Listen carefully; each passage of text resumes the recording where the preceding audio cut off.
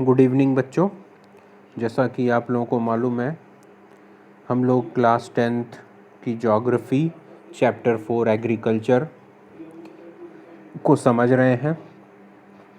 अभी तक मैंने 8 डिफरेंट पार्ट्स आप लोगों के लिए इस चैप्टर के अपलोड किए हैं, वीडियो अपलोड किए हैं और ये 9th पार्ट है। अलग अलग टॉपिक्स हम लोगों ने डिस्कस किए। आज का टॉपिक है बच्चों, जो तुम्हारी स्क्रीन पे दिखाई दे रहा है, contribution of agriculture to the national economy, employment and output. ठीक है, कंट्रीब्यूशन यानी योगदान। कृषि का क्या योगदान है राष्ट्र की अर्थव्यवस्था में और रोजगार में, और इससे हमें क्या आउटपुट मिल रहा है, क्या हमको इसका फ़ायदा बेनिफिट मिल रहा है। ठीक है, लाइन बाय लाइन बच्चों पढ़ते हैं और एक एक चीज़ को समझने की कोशिश करते हैं। ये डाटाबेस हेडिंग है, मतलब इस पैराग्राफ में या इस हेडिंग में जो डाटा वगैरह बहुत ज़्यादा समझने की चीज़ नहीं है। ठीक है, एक जानकारी की तरह इसमें दिया गया है। कभी कभी क्वेश्चन आ जाता है इसमें, 1 नंबर के क्वेश्चन में, मल्टीपल टाइप क्वेश्चंस में आ सकता है। ठीक है, तो इसको हम लोग पढ़ लेते हैं। Agriculture has been the backbone of the Indian economy, though its share in the gross domestic product has registered a declining trend from 1951 onwards.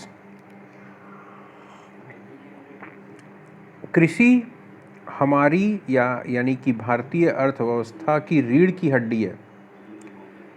रीढ़ की हड्डी होना मतलब बहुत बड़ी बात, यानी कृषि हमारे लिए बहुत ही इम्पोर्टेंट है भारतीय अर्थव्यवस्था के लिए। लेकिन 1951 के बाद जो जीडीपी यानी ग्रॉस डोमेस्टिक प्रोडक्ट में लगातार कृषि का योगदान जो है वो नीचे गिर रहा है, डिक्लाइनिंग ट्रेंड दिखा रहा है। अब ये तो आश्चर्य की बात है।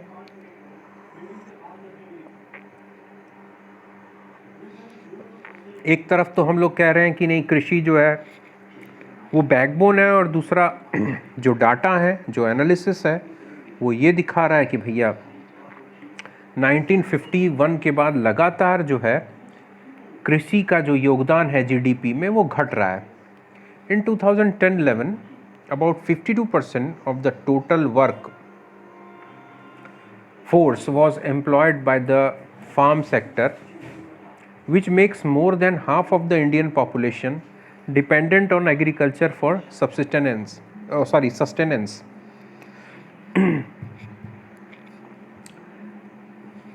2010 से 11 में जो हमारे पास डाटा आया, उसमें लगभग टोटल वर्क फोर्स जो है, यानी जितने काम करने वाले हैं,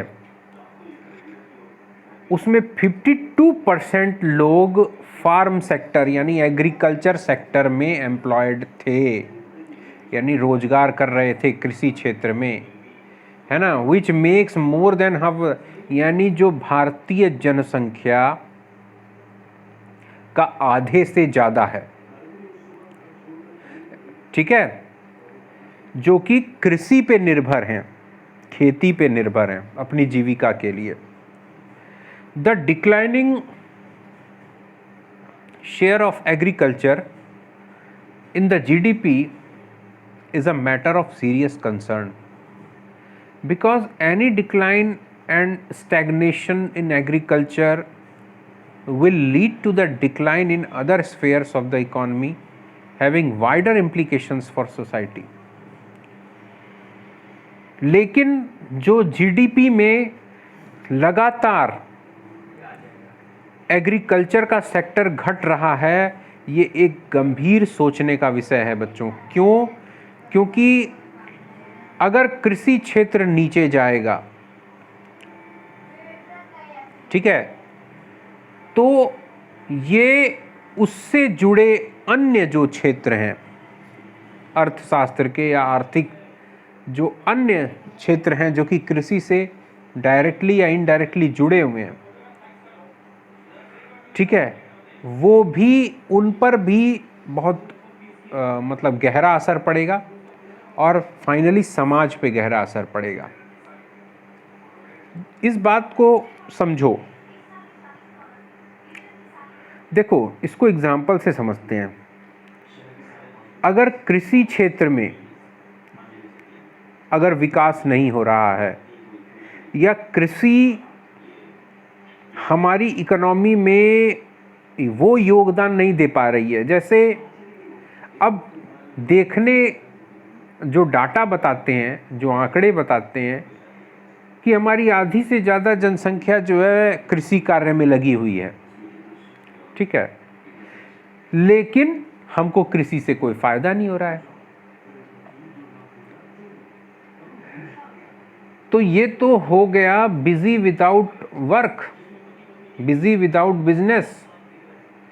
मतलब आप व्यस्त भी हैं, काम भी कर रहे हैं, लेकिन आउटपुट कुछ नहीं निकल रहा, फायदा कुछ नहीं हो रहा, बेनिफिट नहीं हो रहा। आप काम कर रहे हो लेकिन उसका कोई बेनिफिट नहीं हो रहा है। आपका लेबर लग रहा है, आपकी मेहनत लग रही है, आपका समय लग रहा है, लेकिन आप को कुछ मिल नहीं रहा है। आपको जो फायदा मिलना चाहिए वो नहीं मिला। वही एग्रीकल्चर का हाल है, ठीक है।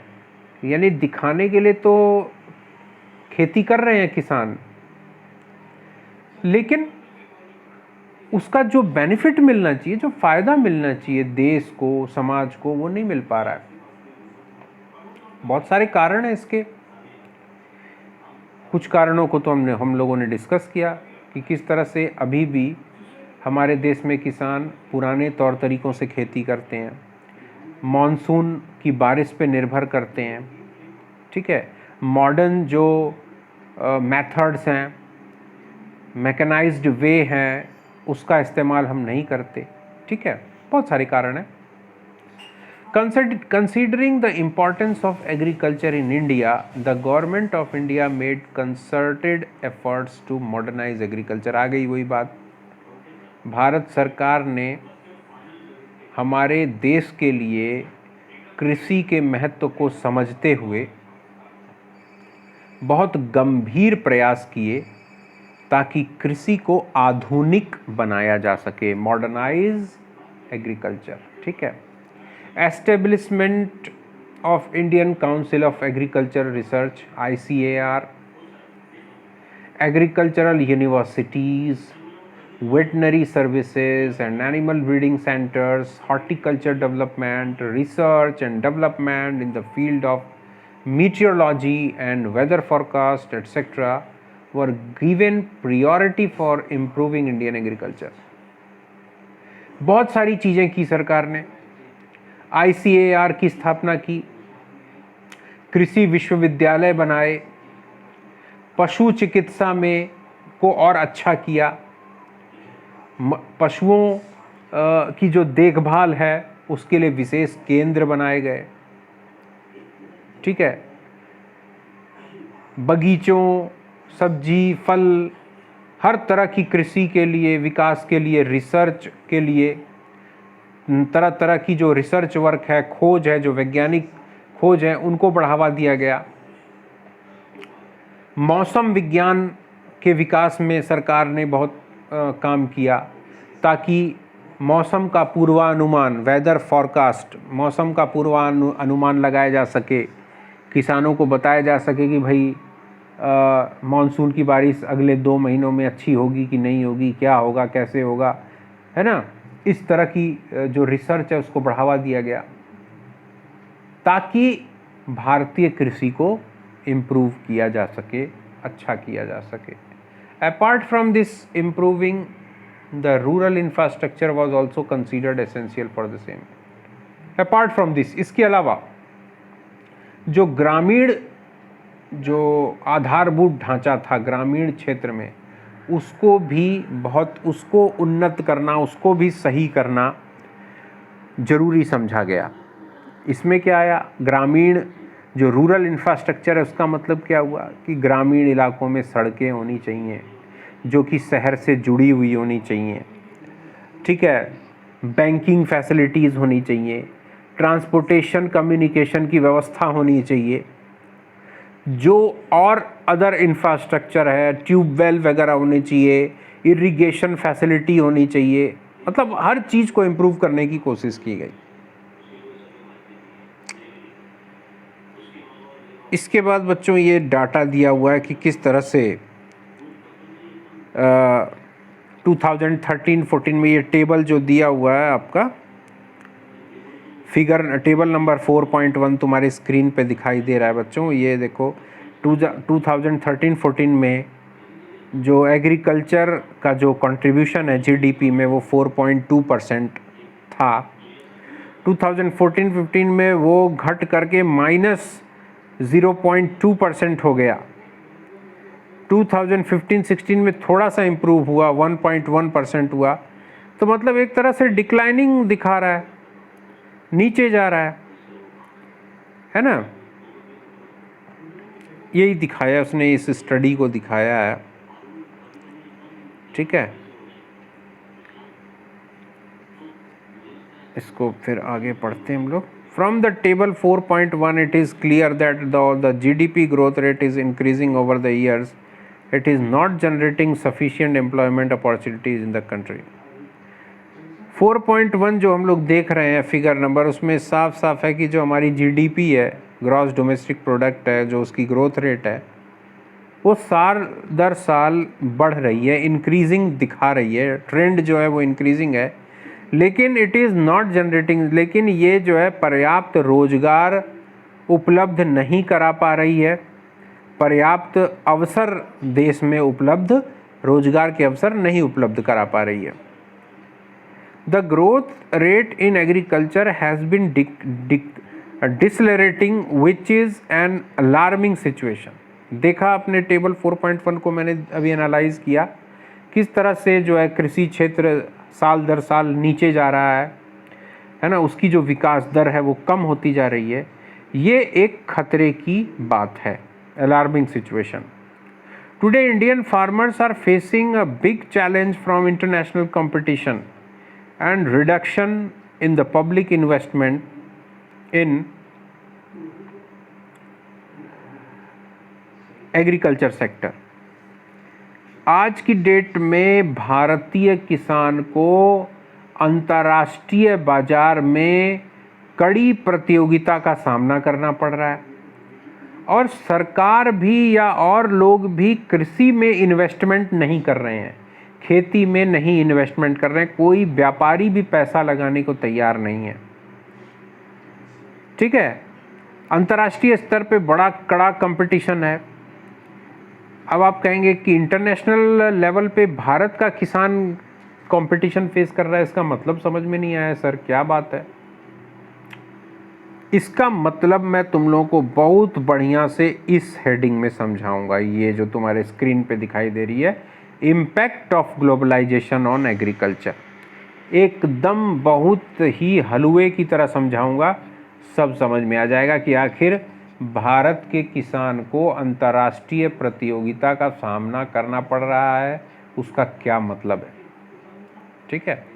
अभी मैं थोड़ा सा बताकर क्या रहूँ, इसको अभी समझ लो। इसमें इस हेडिंग में मैं तुम लोगों को इसको ग्लोबलाइजेशन वाला, इस हेडिंग में मैं तुमको एक एक चीज़ समझाऊंगा कि आखिर ये सब इसका मतलब क्या होता है, ठीक है।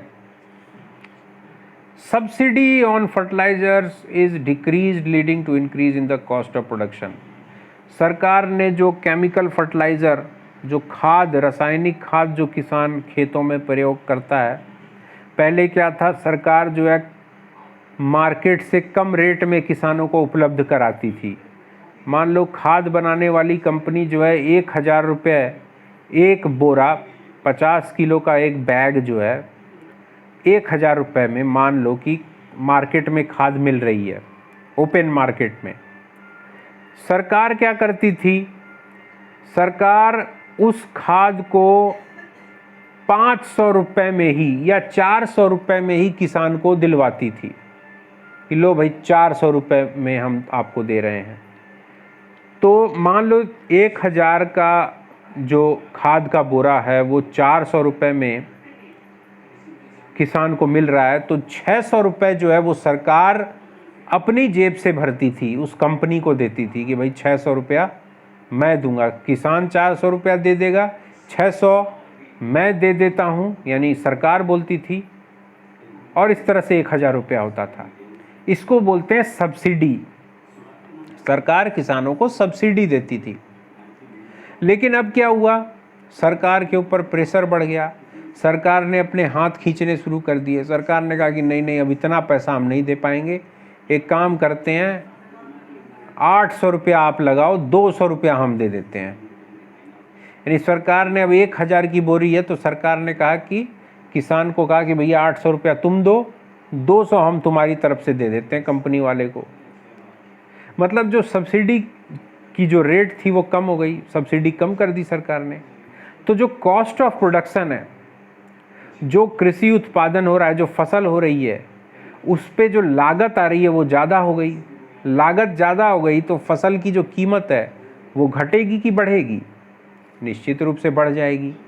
फसल की कीमत बढ़ गई तो जब अब क्या है कि अब फसल की कीमत तो ज़्यादा, लागत ज़्यादा आ गई, कीमत हो गई उसकी ज़्यादा। अब इंटरनेशनल मार्केट में विदेशों के जो किसान हैं वो उसी फसल को कम कीमत पर पैदा कर रहे हैं और कम कीमत में दे रहे हैं कि भैया हमसे खरीदो। भारत में तो गेहूं का रेट 20 रुपये किलो है, हम आपको 12 रुपया किलो दे देंगे। तो निश्चित रूप से किसका गेहूं बिकेगा? भारतीय किसान का बिकेगा कि विदेशी किसान का? भाई भारत का किसान 20 रुपया किलो उसको पड़ रहा है गेहूं, और विदेश का मान लो अमेरिका का किसान है वो 12 रुपया किलो में देने के लिए तैयार है। तो निश्चित रूप से जो ग्राहक होता है, जो कस्टमर होता है, वो देश नहीं देखता। कस्टमर क्या देखता है? अपना फ़ायदा देखता है। तो वो बाहर, वो अमेरिका के किसान से गेहूं खरीदेगा कि भाई दो हमको 12 रुपये किलो के हिसाब से दो। तो अब तुम कहोगे कि अमेरिका का किसान जो है वो इतनी कम कीमत में गेहूं कैसे पैदा कर ले रहा है? क्योंकि वहां की सरकार ने उसको पूरी सुविधा दे रखी है। फ्री में बिजली, फ्री में पानी, एकदम जो केमिकल फर्टिलाइजर है वो एकदम सब्सिडाइज रेट में, एकदम कम दाम में उपलब्ध करवा रहा है। सारी फैसिलिटी किसान को दे रखी है, कोई टैक्स नहीं लेती है वहाँ की सरकार। किसानों से किसानों को पूरा बेनिफिट देती है, पूरा फायदा देती है। तो क्या हुआ, और ऊपर से एक्सटेंसिव फार्मिंग, यानी अमेरिका में जो खेत होते हैं ना वो बड़े बड़े लंबे लंबे होते हैं, कई एकड़ के एक लैंड होल्डिंग होती है। भारत की तरह नहीं, छोटे छोटे टुकड़े नहीं होते हैं ज़मीन के, बड़े बड़े फार्म, कई किलोमीटर तक के फार्म होते हैं। ठीक है, तो इससे क्या होता है, बड़ी बड़ी लैंड होल्डिंग से क्या होता है, खेती बढ़िया से होती है, प्रोडक्शन ज़्यादा होता है। ठीक है, तो उसकी जो लागत आएगी वो कम आएगी, किसान को ज़्यादा कम खर्चा पड़ेगा, तो निश्चित रूप से उसका गेहूं सस्ता होगा, और जो गेहूं सस्ता होगा वो ज़्यादा बिकेगा। ठीक है, तो ये बहुत बड़ा ड्रॉबैक है इंडियन एग्रीकल्चर के लिए। Moreover, reduction in import duties on agriculture products have proved detrimental to agriculture in the country. अब इसमें और क्या जुड़ गया, reduction in the import duties on agriculture product. विदेशों से जो कृषि उत्पाद भारत में आ रहे हैं, आयात हो रहे हैं, यानी भारत में, यानी अमेरिका, कनाडा और कहाँ से जो अनाज या कृषि उत्पादन भारत में आ रहा है, उस पर भारत सरकार ने टैक्स कम कर दिया है। एक समझौते के तहत विश्व के बहुत सारे देशों ने आपस में समझौता किया कि भैया हम आपके सामान में हम आपके देश में सामान बेचने जाते हैं तो आपकी सरकार जो है बहुत टैक्स लेती है। ठीक है, तो भैया टैक्स कम करो, हम भी टैक्स कम करेंगे, आप भी टैक्स कम करो। तो भारत सरकार ने भी उस पर साइन किया है, उस समझौते पे। तो उस समझौते के तहत क्या है, जब विदेशों से सामान आता है भारत में, तो पहले तो भारत सरकार बहुत ज़बरदस्त टैक्स लगाती थी उस पर। तो इसलिए वो सामान महंगा हो जाता था। लेकिन अब सरकार कम टैक्स लगा रही है, कम टैक्स लगा रही है तो वो सामान सस्ता है। तो इसके कारण भारतीय किसानों को बड़ा कड़ी प्रतियोगिता का सामना करना पड़ रहा है। ठीक है, farmers are withdrawing their investment from agriculture causing a downfall in the employment in agriculture. एक कारण और है, बेटा किसान बोलता है अपने बेटे को, बेटा मैं तो मर रहा हूँ, धूप सहता हूँ, बरसात सहता हूँ, सर्दी सहता हूँ, खेती करता हूँ, रात को रात नहीं समझता, दिन को दिन नहीं समझता, पर देखो क्या हो रहा है, कुछ नहीं हो रहा है, पेट भर पा रहा है। बेटा तू मत करना, तू जा बाहर नौकरी कर, तू पढ़ लिख कर कहीं नौकरी कर, तू खेती मत कर, क्योंकि किसान को लगातार घाटा हो रहा है।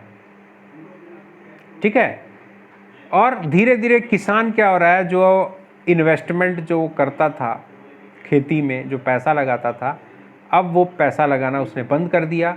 वो कोई अल्टरनेट सोर्स ऑफ एम्प्लॉयमेंट खोज रहा है, कोई विकल्प, कोई रोजगार का और कोई साधन खोज रहा है। ठीक है, इसलिए धीरे धीरे करके कृषि क्षेत्र में जो रोजगार के अवसर हैं वो कम होते जा रहे हैं। ठीक है, तो ये कुछ कारण है कि the contribution of agriculture in GDP is declining day by day, कम होता जा रहा है उसका योगदान। ठीक है बच्चों, अब एक क्वेश्चन आपके सामने इसने दे दिया है, when farmers have been facing so many problems and land under agriculture is decreasing, can we think of alternative employment opportunity in the agriculture sector. ये कह रहा है कि जब फार्मर जो किसान है वो बहुत तरह की समस्याओं का सामना कर रहे हैं और जो कृषि भूमि है वो लगातार कम होती जा रही है, यानी ऐसी ज़मीन जिस पर की खेती की जा सके वो लगातार कम होती जा रही है, तो क्या हम सोच सकते हैं कि एग्रीकल्चर सेक्टर में और अन्य रोजगार के अन्य विकल्पों को जन्म दिया जा सकता है, अवसरों को लाया जा सकता है। अब ये हमारे सामने सोचने वाली बात है। Why are farmers committing suicides in several states of the country? तुम लोगों ने सुना होगा भारत के कई राज्यों में किसान आत्महत्या कर रहे हैं, अपने आप को मार दे रहे हैं, फांसी लगा ले रहे हैं, जहर खा ले रहे हैं। क्यों, ऐसा क्यों हो रहा है? उनके साथ, उन किसानों के साथ क्या ऐसा हो रहा है?